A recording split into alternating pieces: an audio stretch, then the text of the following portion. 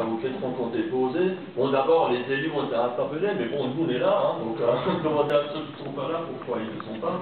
Mais alors, quand même, le pire pour nous, parmi tous les noms qui ont été cités, c'est bien sûr la trahison de Roland Ries, hein, ça, il faut le dire.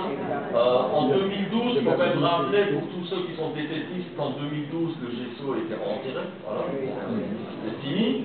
Et ensuite, la CCI n'a pas accepté ça, et la CCI a fait un lobbying terrible, et ils ont visé ce qu'ils ont pensé de maillon faible, et malheureusement, ça s'est révélé vrai.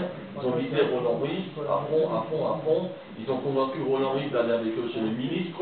Ça a relancé la fameuse étude dont les conclusions montrent qu'il faut faire le GSO, alors que ce qu'il y a dans l'étude même, ça montre juste l'inverse, c'est quelque chose que j'aurais pu montrer si j'avais eu le temps. Et donc, c'est ça qui a tout relancé. Et ça nous fait beaucoup de mal, même dans le contexte des présidentielles politiques et tout ça. Bah, tous les politiques qui à l'époque, où Roland Ries était contre le GSO, disaient qu'ils sont contre, maintenant ils disent qu'ils sont pour, voilà, ils prennent juste le discours inverse. Et ça, c'est difficile. Mais quelque part, abandonner maintenant, c'est donner raison à un traître. Donc il ne faut pas abandonner.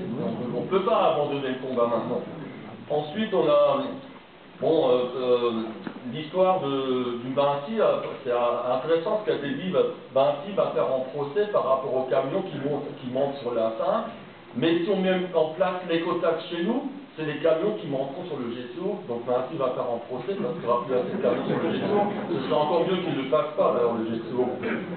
Report de trafic sur les routes secondaires et excellente démonstration. Ce que j'ai essayé de dire avec... en fait, ce qu'ils font avec déjà l'échangeur de Benzenheim, ils créent des bouchons supplémentaires pour aller sur Strasbourg. Ce sera vrai sur l'autoroute de Haute-Pierre, parce que la seule façon que le GSO soit rentable, c'est de créer des bouchons, parce que sinon les gens ne le prendront pas si ça circule bien. Et donc, ils vont doubler le péage aux heures de pointe aussi. Ça, c'est du racket, mais les gens pourraient échapper à ce racket, c'est vrai. Donc, quand on dit que c'est inutile, le GSO, c'est pas vrai, c'est pire qu'inutile. Ça va vraiment aggraver la situation pour nous à tous les niveaux. Donc, encore une fois, il faut se battre contre ce GSO.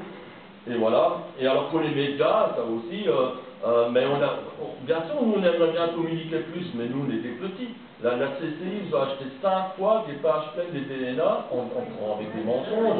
Grâce au GSO, il n'y aura plus de pollution, grâce au GSO, vous pouvez aller à Strasbourg sans problème et tout ça. Et voilà, nous, on n'a pas les moyens d'acheter 30 000 € une page pleine des DNA, en tout cas pas pour l'instant. Et juste encore une dernière chose, on a parlé du boulevard urbain.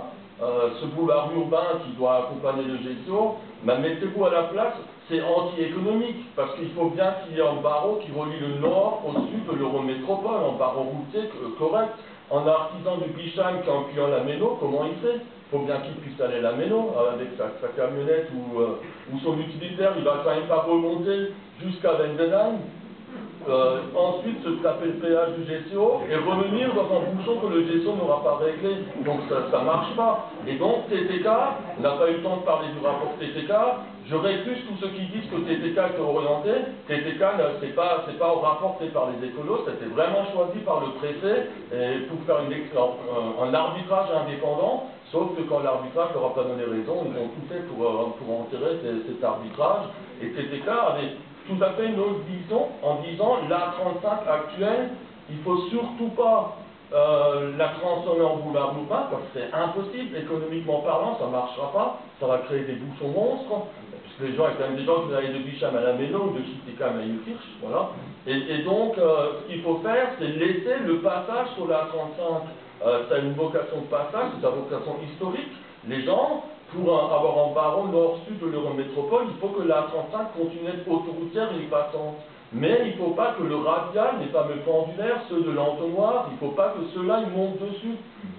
Voilà, parce que il faut séparer les flux. Parce que le cisaillement des flux radiaux qui montent sur la 35, beaucoup d'entre nous le font sans doute, pour 200 ou 300 mètres, après on redescend de nouveau, parce qu'on va aller en ville quand même, ou dans l'agglomération, bah c'est ce cisaillement qui est la cause principale du bouchon. Donc eux, ils avaient une idée tout à fait autre de séparation des flux. La 35 garde son flux transversal, d'accord, pour le passage, mais si on empêche le radial de monter dessus, du coup il y a 50% de moins de véhicules sur la 35.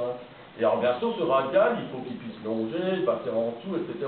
Et surtout, il faut le réduire par toutes les solutions alternatives. Désolé d'avoir été un peu long, merci. Non, mais il faudra reprendre.